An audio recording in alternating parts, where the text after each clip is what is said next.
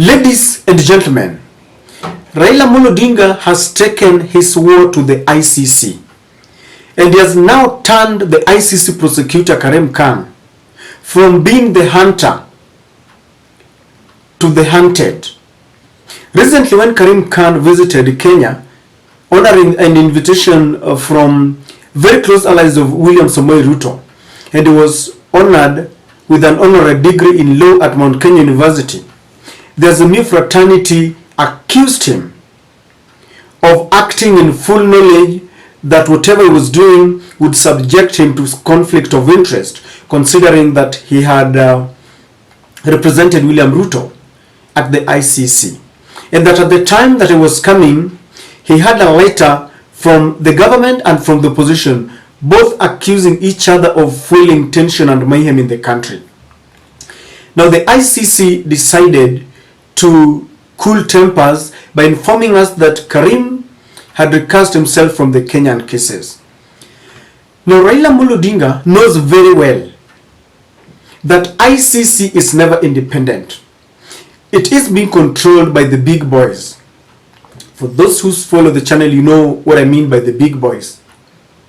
So he decided to show the whole world what he is fighting about and whom he is fighting against.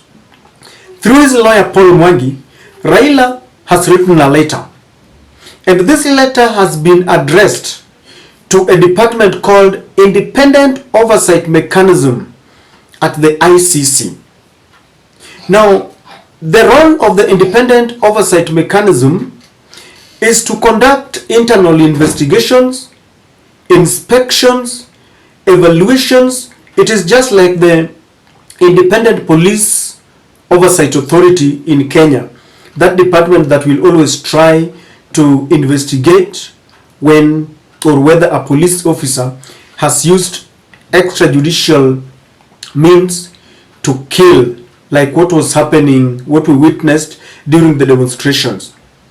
Now, Raila Odinga is accusing Karim of 3 offenses, 3 of them. One, he's saying that Karim acted in breach of the ICC ethical standards. And one of the things that he's quoting is that the policies, there's an article that bars ICC staff from accepting, in fact it compels officials of the ICC not to accept any honor, decoration, favor, gifts from any government official or non-governmental sources, to be seen to be very independent. Considering that article, they are saying that Karim acted in a breach of those ethical standards by coming to Kenya to accept that honorary degree from Mount Kenya University, because they are compelled to reject such offers because it can compromise them. So that is one of the things that Raila Odinga is accusing the ICC prosecutor, and is asking the Independent Oversight Mechanism Department to investigate thoroughly and find him guilty and fire him, relieve him of his jobs. Number 2, they are saying that Karim acted in breach of conflict of interest policy, considering that ICC prosecutor had represented William Ruto sometimes back in 2007. They still maintain a close contact. They are allies, they are good friends.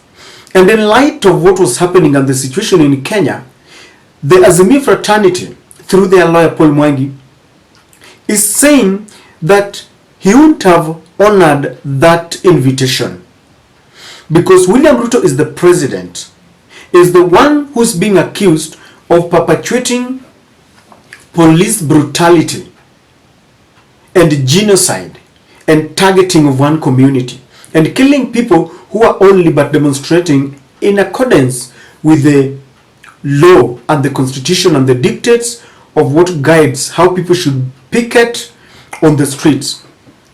And they're saying that the prosecutor acted in full knowledge because he's a lawyer, he understands what should happen in such situations. That there was no any compelling legal reason why he could not reject the invitation, knowing very well that William Ruto is now the head of state and the head of government.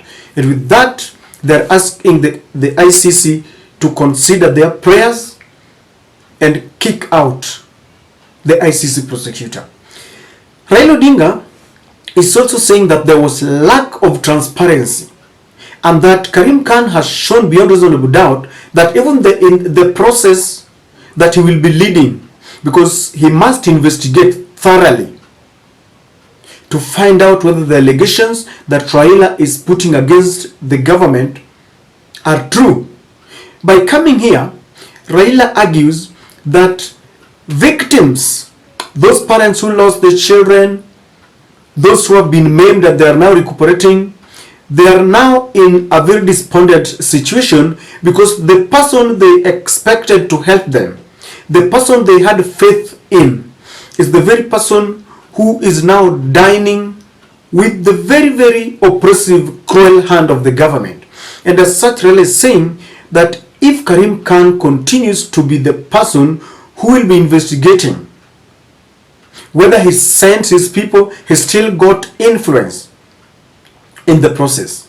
And is saying that Karim Khan must now step aside, must be sacked, because he is undermining the transparency of the ICC.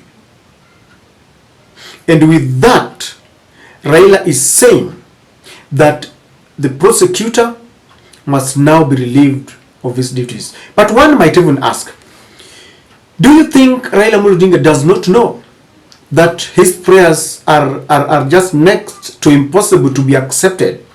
Because back at home, the US ambassador to Kenya, Madam Meg Whitman, had told off Raila that the elections were done in a very free and verifiable manner, so much that she should not even try and talk about it.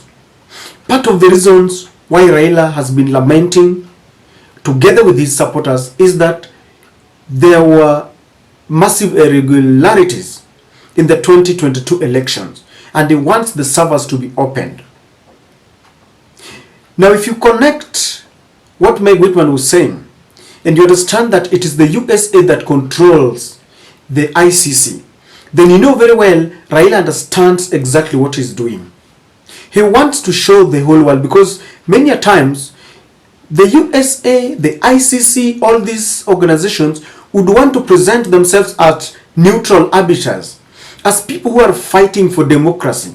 Especially when they land here in Africa, they want to project themselves under the guise of people who represent fairness and fighting and championing for democracy. And Raila knows very well that when his supporters were being killed on the streets, America did not speak. And then the ICC prosecutor comes here knowing very well that he is the man people are trusting for the job. And Raila knows very well that whatever he's doing is next to impossible. But why? Just to show the people the real characters of the ICC, to show the people this animal called the ICC, this animal called the USA. Raila wants to expose them so that they don't come here and start pretending that they are holier than thou.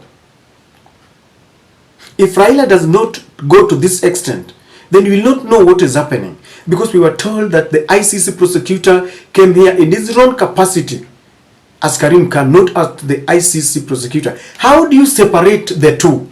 The same man who is supposed to investigate is telling us that he came here in his capacity, just like any other tourist maybe or something. How do you separate that this is now the Karim Khan, the tourist who has come in Kenya, maybe apparently to see there is a school that he has sponsored, is sponsoring some children, and the Karim Khan who is the prosecutor? How do you separate them? How do you separate that this is Karim Khan who was Ruto's lawyer and Ruto is now the president? And if you ask me, I fully support what Raila is doing. We must expose these people because they want to joke around with us. In fact, if you listened to William Ruto and Kimani Chungwa's sentiments after Meg Whitman had talked, They are now talking as if they are the only thing that ever happened in Kenya. They are the only people who matter. They are the only people who live, because according to them, once it has been ratified by USA, it is ratified by heavens itself. And so, ladies and gentlemen, let's wait and see what will happen. Do you think the ICC can sack Karim Khan? I don't think so. Maybe if they want to sacrifice him because they know what they have done is in breach, full breach, and shamefully exposing themselves to the whole world. I don't know what you think, ladies and gentlemen, but I think there is no justice at the ICC. They don't even protect the witnesses. If you remember, the witnesses that were there during the Campo 6 cases, most of them died. And if you read some of the articles, they say that one of the paramount rules that they have is to protect the witnesses. They don't protect. Once someone is in power, they can't jail him, not unless this guy is not reading from their political ideologies. But once you are in line with them, you are dining with them, you will go nowhere. As long as you are friendly to the US administration, UK administration, and most of the European countries, you are home and dry. It doesn't matter how much you kill people. It doesn't matter how much you interfere with elections. In fact, after interfering with elections, you will be praised as a leader who is very democratic. Like Meg Whitman was saying that Kenya is very democratic. And with this, all eyes are in the ICC. We want to see how they are going to react to these sentiments.